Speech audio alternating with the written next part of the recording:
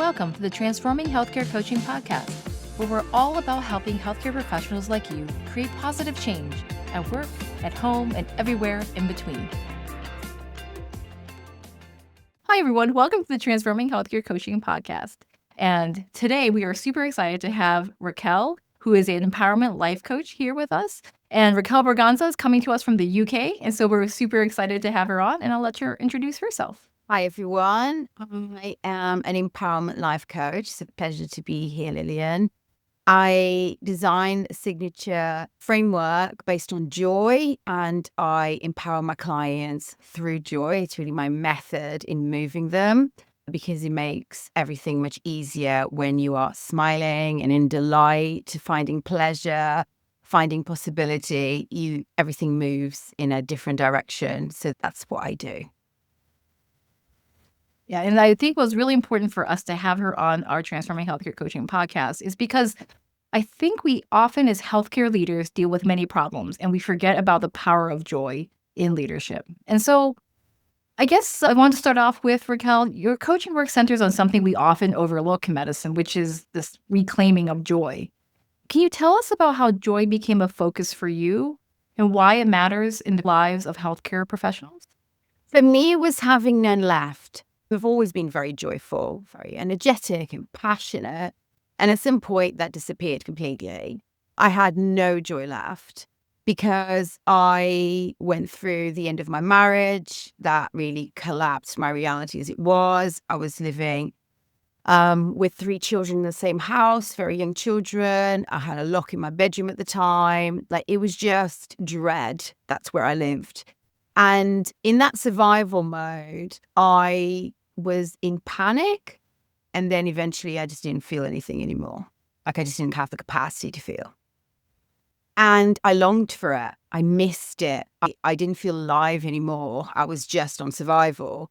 And I wanted back that smile that feels like fireworks. I wanted the aliveness to come back. But I, up until then, lived very much dependent and relying on my circumstances and on other people. And I couldn't control that anymore. It was out of my control. And so I one day had to have a shower. It was another thing that I was going to do that I had to do. And I thought, I can have a really good shower. That nobody can control. That moment that I'm about to have. And I had many ones that I was crying and I was upset and everything is horrible. When I stepped into that shower, I decided I'm going to make this a little party for me. How can I smell the best thing? How can I feel the best thing? How can I listen to the best thing? How can I feel really great in this moment that's mine alone? And I left the shower and my reality was exactly the same, but I didn't feel the same. And so I really wanted to track all these tiny, minute joys to feel that. Because I didn't want to be relying on my circumstances anymore, because at the time I couldn't rely on those. I kept finding them, and that kind of brought back my passion, my enthusiasm, my possibility. I could see it. And one day I did a post on joy, and someone replied, "How do you do that? How do you live in joy when everything else around you is a nightmare?" And she became my first client. Now, her reality didn't change, but how she felt changed entirely. And I just kept growing it and developing it. And that's why I choose joy now, to make sure that the people that are working with me are connected to what they have, not what they lost, what is possible, not what isn't happening. And that propels them with new enthusiasm. That is so beautiful and amazing. And I think a lot of times we often can't imagine what our families or patients or even what ourselves are going through. I think a lot of times many people in healthcare put a facade up and don't really admit that the same kind of pains and struggles of loss of relationship, of health, of people in our lives, all of those things that happen to all of us. And yet we cover it all up and we don't even talk about it. And then we often are just suffering alone. And then how do we get out of it? So I think you have a very important lesson to teach us in what you've just shared about. It's in the simple things. It's in the simple things. That's where the we are joy masters. is. When we are leaders, we are masters at fixing everything for everyone, finding a solution, finding anticipating what's the next thing that's going to go. Option 1, option 2, option 3. We hold it all, and we always mastering any consequence and how can we prevent it and how can we be ready for it. But when you are masterful at that, you're also exquisite at hiding how heavy that feels to hold the entire world together. Because you're holding your own, but you're holding everybody else, right? From your family, like your nucleus where you exist every day, to the extended, to your friends, and then to the people that you spend time every day. Now, in healthcare, you might be on an admin role where you're managing massive, vast things, or you might be the nurse providing daily care intimately, but still you're caring for others. You're holding the world of so many people, and you are doing it for someone or with someone. And you don't want to say, oh, it's horrific, right? You don't want to say it. But I think that a lot of the time when it is horrific and someone else tells you it's horrific for me too, that's a little door of vulnerability that connects people. They go, I'm not in it alone, as you referred, right? Like we do feel very alone in it.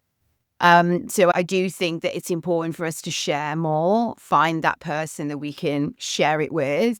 But it's also a great way to do it through joy. Now, joy, everyone assumes that's really uplifting and loud and balloons and clapping and the party. And that's the association we have with joy. But for me, joy is even more powerful when you're facing challenges. That's when I feel joy is super powerful. Having something that is a sacred soft landing that holds you in the difficult, that you can rely on. So the transformation is you no longer rely on circumstances and other people. You rely on you, and you always have you, always. Right. And my principle is joy doesn't arrive, joy doesn't come to you, you reach for it. Joy is something that you reach for, that you grab, that you create, that you savor. And so if you're sad, it's far more delightful to be sad with your favorite blanket and your favorite drink because you know what they are and you reach for them. It's much nicer to have the comfort and the soothing of your favorite song, of your favorite smells, of things that uplift you.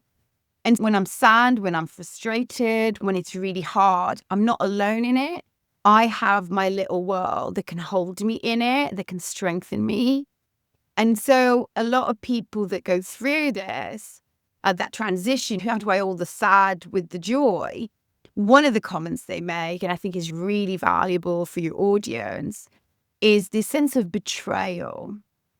If I'm really sad, then how can I smile? I'm almost betraying the depth of my difficult if I can smile. Right. I had a lady who said to me, I can't do that because my sister is very ill and she's been very ill for a long time. And I can't have a good time because it isn't fair on her because she can't have. And I was bringing the question of, but doesn't she need to smile? Wouldn't it be wonderful for her to smile? But you need to create that smile first to her so she can have it. And so it's really this concept that you're not betraying your sadness, is that things coexist. So life isn't either, life is also and. Two things can coexist. Yes. You can have the most horrific experience and the most delightful experience within the same hour. And your child can come to you with a kiss, and that doesn't take the fact that you lost your job, but there's a beauty in that kiss too. So it's about holding two worlds and not feeling that because you smile or you savor that kiss, that the loss of your job is any smaller. But it does open the door to have simultaneous experiences. Yes. Holding duality is definitely an important aspect in general. And I think you hit a highlight. For me, we always talk about, when you had mentioned community and knowing that you're not alone as a leader or a person in healthcare who's always lifting and holding for everybody else, to have that space and communality with others. And we have that. This is why we created our Med Thrive group coaching community for this exact reason. And we have something similar. We have what we call Wednesday wins, so that I love it. so that we can celebrate enough. We offer Begin a the rating practice. to the world, what's wrong, what's not working, what we didn't do, what has almost embarrassment to celebrate. Like, it looks weird. Like, why would I celebrate? And actually acknowledging that you've done something great triggers your nervous system to get the high five, to get the big smile, and then the next little that you have, you're like, oh, this is great. And the more you savor what's great, the more you notice it, the more you track it, the more you feel it. And that's contagious, right? Your energy in it is contagious. is. How are people responding to Yes. the Wednesday wins? Is this growing? Yes. Oh, it's amazing. Sometimes I'm not the first one to post, and they will post on their own. Nice. Because they know it's Wednesday, it's time to do that.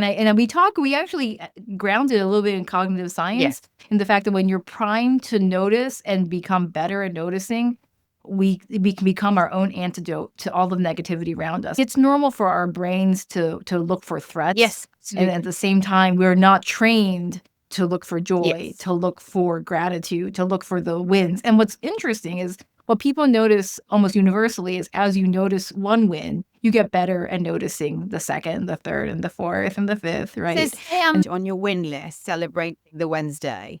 Do I read the other 7? Yeah, you can share on your win. Because in some ways it's contagious, just like I That's think the you've point. mentioned in terms of energy. I read the other wins. I think that's really triggering as well, because it highlights yours. It inspires you for other wins that you haven't celebrated, that you may have had. It's contagious. As you think about this, we do this one-on-one with our clients. And so how would you recommend for those who are leading in the front lines, whether you're on a big team, working one-on-one in a small clinic, if you're someone in healthcare, do you have any suggestions or tips about how to find joy in a daily shift? If you're working 12 hours and you feel a bit stressed at work, how do you see that duality? How do you see that small moment of joy? You need to start. Step number 1 is, what do you like? There's going to be things that you like. Right. And you can apply this both in your personal life and at work. But let's just talk about work. Even at work, you're going to have a drink, a snack, something.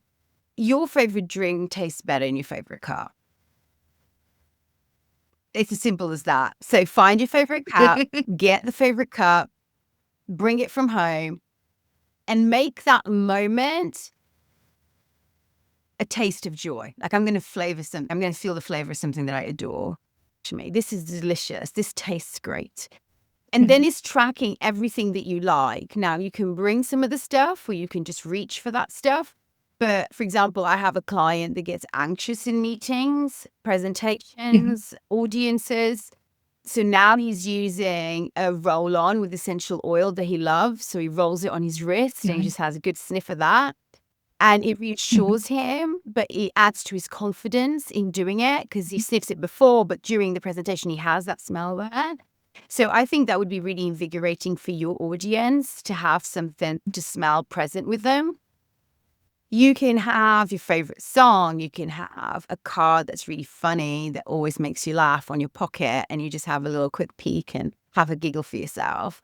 But there's just small things that can be with you throughout your day that lift you, that either make you smile or make you giggle or bring that curiosity. Or it could be a podcast that you're listening to when you're doing your admin. It could be the voice memo that your mama left you 3 days ago that you love because she's saying something lovely. It's just that practice, just like you created your Wednesday wins and how powerful and invigorating they are. Imagine having that feeling throughout your day, from the moment you have your shower to the moment you go to bed, just having little wins all day. Things that make you smile, things that inspire you, things that make you feel good. I love that. And then it's contagious. I love that. I think it's also mentioning about really re-anchoring back to our senses and really just noticing again, whether it be a sensation or a smell or a song or a feeling or an outfit. I think this is why some people wear like their favorite, they have a certain set of routine fancy socks that we wear, or like a particular piece of jewelry. Color. But because nobody sees it, but how you feel in wearing it is different. It changes you. So it could that it's quite pretty. It could be that it's effervescent pink. It could be, but it's those details. And I think because we are leaders and high achievers and performers, we're always looking for big, like how big is it? And it needs to be big and it needs to be really impactful. And then we dismiss how small is so significant and how it all I adds love up, that. that it's that just like the rain, you have one drop and another drop and then you have a flood. And now you have a system of water that creates energy, right? But it's just a drop and another drop. Right.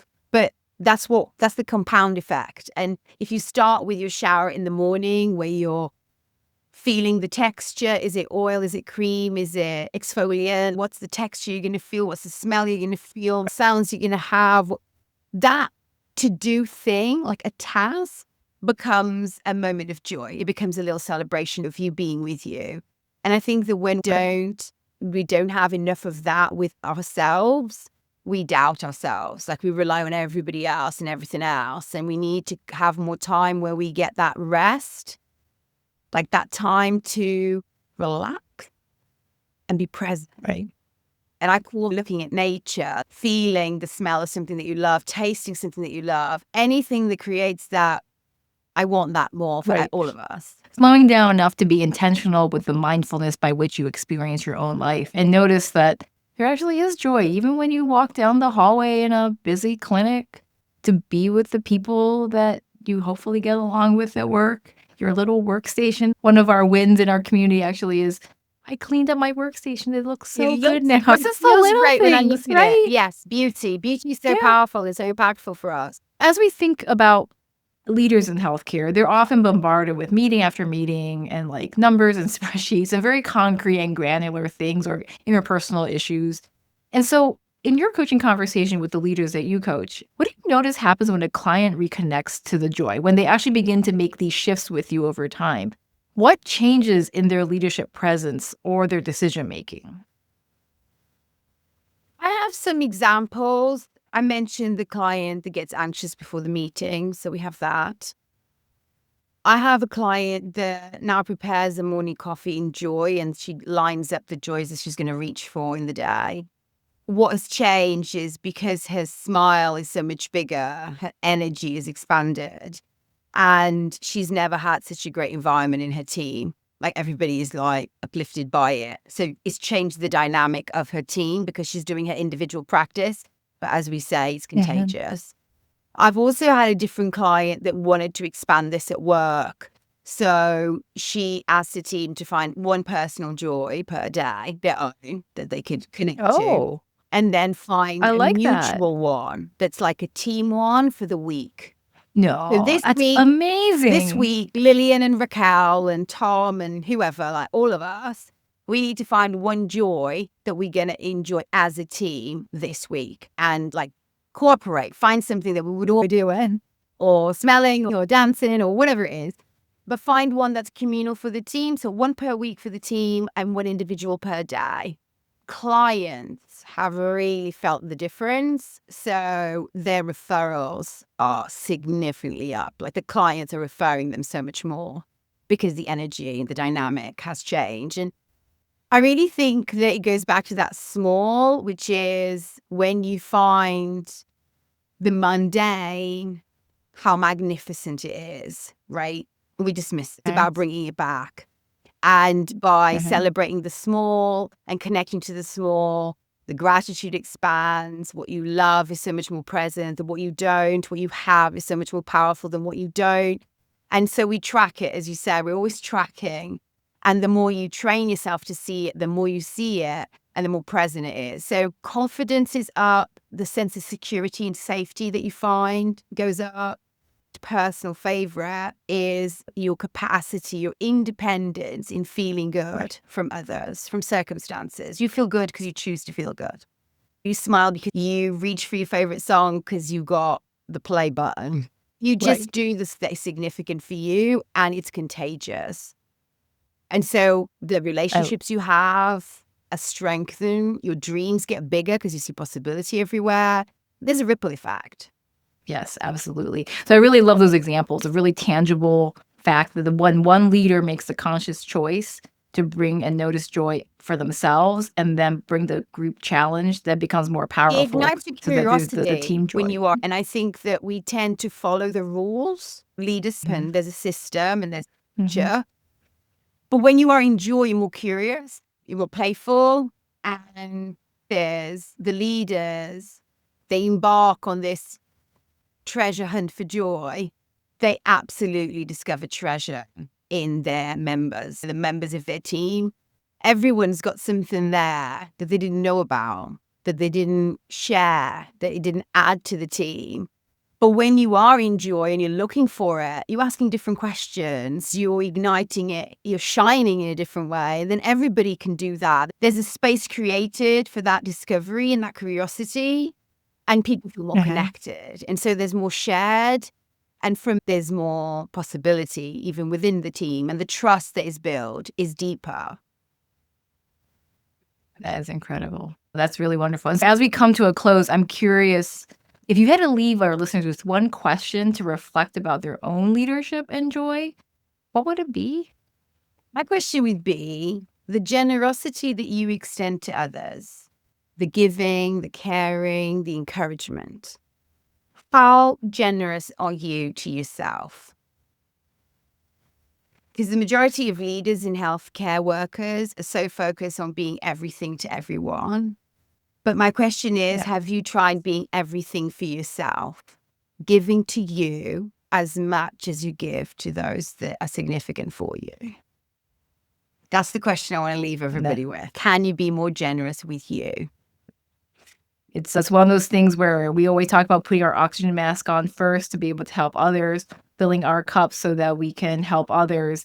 And you don't really realize the performance accelerator it is until you take a big, deep step backwards and either spend the time, the retreat, the coaching to become the supreme athlete you need to be, which means there's a lot of attention to things like this, small the details. intention, the joy. What I like about this particular thing that I'm talking to you about is the small piece of it, as in, I'm not asking you for a whole hour of coaching with me. I'm not asking you for a 3-hour meditation. I'm not asking you for 2 hours of journaling. I'm not asking you for big chunks. Of course, if you have the time, let's do it. The more you have, the more, the better it is.